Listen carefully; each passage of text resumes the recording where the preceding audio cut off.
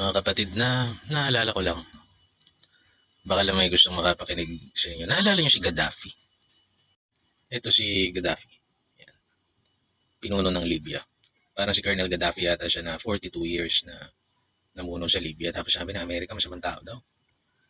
Pinatay yata nila to eh. Paki-research na lang ha, maraming pagkukulang sasabihin. Although limitado lang din kasi nasusulat ako sa kanya. Pero my point is, napanood ko ang isang Amerikanong actor, si Russell Crowe. Pag actor kasi sa Amerika, asahan mo kadalasan liberal sila. Karamihan sa mga aktor liberal, merong agenda na pinupush. Similar sa Pilipinas, wherein a lot of popular actors and actresses and musicians are liberal propagators. No? Propagator sila ng ideolohiyang liberal. Pero si Russell Crowe, for some reason, a learned man, a Hollywood actor, sinasabi niya na akala nila terorista si Gaddafi. Pero parang hindi nagmamatch doon sa mga nalaman niya na pinaggagawa nito sa bansa niya na mabubuti. Sabi niya, at a certain age, sabi niya lang to sa isang interview, ini-echo ko lang. Sabi niya, at a certain age, bakit hindi natin alam, ngayon ko lang nalaman, natanda na ako, sabi niya, binibigyan ng bahay yung mga tao sa Libya nung siyang namumuno for 42 years at a certain age. Ang healthcare at edukasyon sa kanilang bansa ay libre. Nung panahon niya. Kapag kinakitaan ka ng potensyal sa anumang larangan na kinakailangan mo ng further studies abroad para linangin, pagbutihin yung iyong skill o yung iyong talent, sagot ng gobyerno ni Gaddafi lahat ng gagastusin.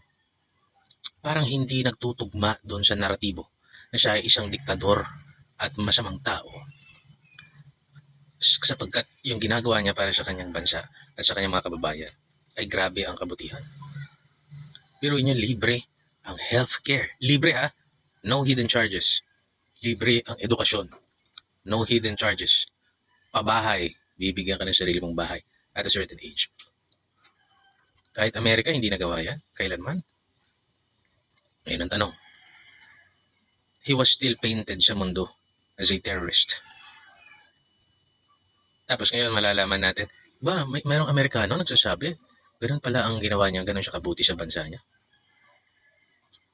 Sa madaling salita, there are sides to his story na sana ay inaalam natin lagi. Mahirap man, no? Mahirap. Pero sa Pilipinas na lang, tingnan nyo yung nangyari kay Justice Corona.